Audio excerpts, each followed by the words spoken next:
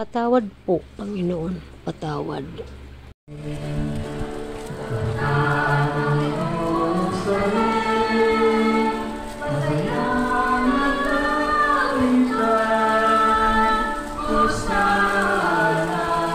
Wow, thank you, Amen. Salamat, nablisan na. Salamat.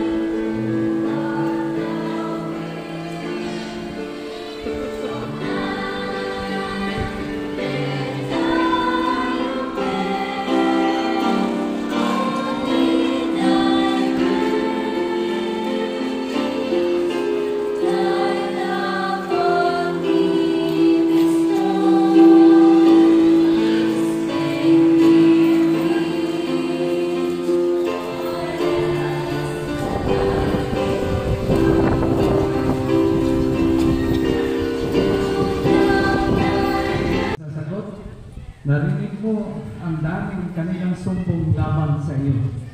Ngunit hindi na tumugon pa si Jesus, kaya't nagtaka si Pilato. Tuwing pista ng Paskwa ay nagpapalaya si Pilato ng isang bilanggo. Sino man ang hiningin sa kanya ng taong bayan. Nakabilanggo noon ang isang lalaking nangangalang Barabas, kasama ng ibang naghimagsik at nakamatay ng nagdaang himagsikan. Lumapit ang mga tao at hiniling kay Pilato na isagawa na ang kanyang kinaugaliang pagpapalaya ng isang bilanggo. Kaya't tinanong sila ni Pilato, Ibig ba ninyong palayain ko ang hari ng mga Hudiyo? alam ni Pilato na inggit ang mga nag-udyok sa mga punong saserdote na dalhin sa kanya si Jesus. Ngunit ang mga tao'y sinusula ng mga punong saserdote na si Barabas ang hilinging palayain. Tinanong silang muli ni Pilato, Kung gayon, ano ang gagawin ko sa taong ito na tinatawag ninyong hari ng mga Hudiyo? Ipako sa krus! Bakit? Ano ba ang kasalanan niya? Ngunit lalo pang sumigaw ang mga tao, Ipako sa krus! Sa paghahangad ni Pilato na pagbigyan ang mga tao, pinalaya niya si Barabas. Si Jesus ay Buti binabasa mo. at ibinigay sa kanila upang ipako Mahaba sa yan, krus. Dinala ng mga kawal si Jesus sa Pretorio, ang tirahan ng gobernador, at kanilang tinipon ang buong batalyon. Sinuutan nila si Jesus ng isang balakal na purpura. Kumuha sila ng halamang matinik, ginawang korona at ipinutong sa kanya, at sila'y patuyang nagpugay at bumati sa kanya. Mabuhay ang Panginoon. Siya'y pinagahampas nila ng tambo sa ulo, pinagulurhan at panibagang niluluhuran, at matapos gudyain, siya'y inalisan nila ng balabal, sinuutan ng sariling damit, at inilabas upang ipako sa krus. Nasa lubong nila ang isang lalaking galing sa bukid, si Simon na taga Cyrene, ama ni Alejandro at Rufo. Pilit nilang ipinapasahan sa kanya ang krus ni Jesus, at kanilang dinala si Jesus sa lugar na kung tawagin Golgotha, ibig sabihin poog ng bubong.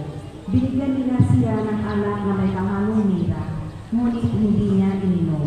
Ipinako siya sa krus at nagpasararan sila upang malaman kung alin sa kanyang mga damit ang mapupunta sa bawat isa. Ikasyam na umaga nang ipako nila sa krus si Jesus. Sa itaas ng krus, isinulat ang sakdal laban sa kanya, ang hari ng mga Hudyo. 2 tulisan ang kasabay niyang ipinako sa krus, isa sa kanan at isa sa kaliwa. Sa gayoy natupad ang nasasaad sa kasulatan. Ibinilang siya sa mga salarin.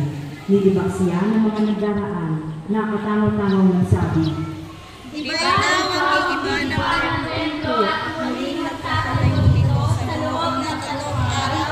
Iligtas mo ngayon ang iyong sarili.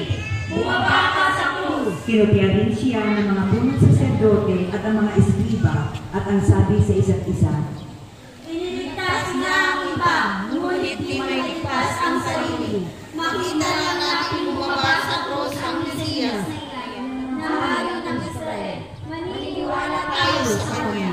Inalipos na din si Jesus ng mga nakapakong kasama niya at nagdilim sa buong lupain mula sa tanghaling tapat hanggang sa ikatlo ng hapon. Nang maikatlo ng hapon, si Jesus ay sumigaw, Iloy, Iloy, lima sa baktan. Diyos ko, bakit mo ako pinabayaan? Narinig ito ng ilang sa mga nakatayo noon at kanilang sinabi, Pakinggan ninyo, tinatawag ng Mesiyas. may tumakbo at kumuha ng espongha. Ito ay binasa ng maasim na alak. At pagkatapos ay inilagay sa dulo ng isang tambo at ipinasiksik kay Jesus. Sabi niya,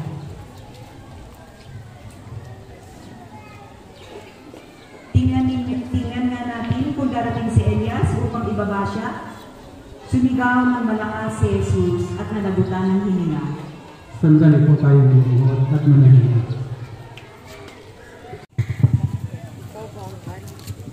Ikaw ba ang hari ng mga Hudyo? Kayo na ang nagsabi. Naghaharap ng maraming sumbong ang mga punong saserdote laban kay Jesus, kaya't siya ay muling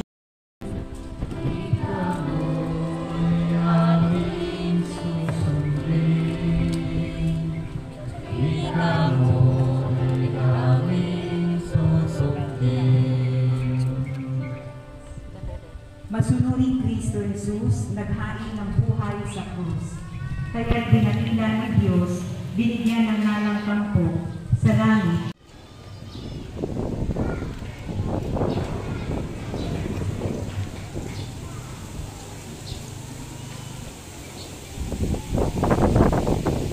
Pagbasa mula sa sulat ng Apostol San Pablo sa mga Pilipinas. Si Kristo mismo Bakit naman ito?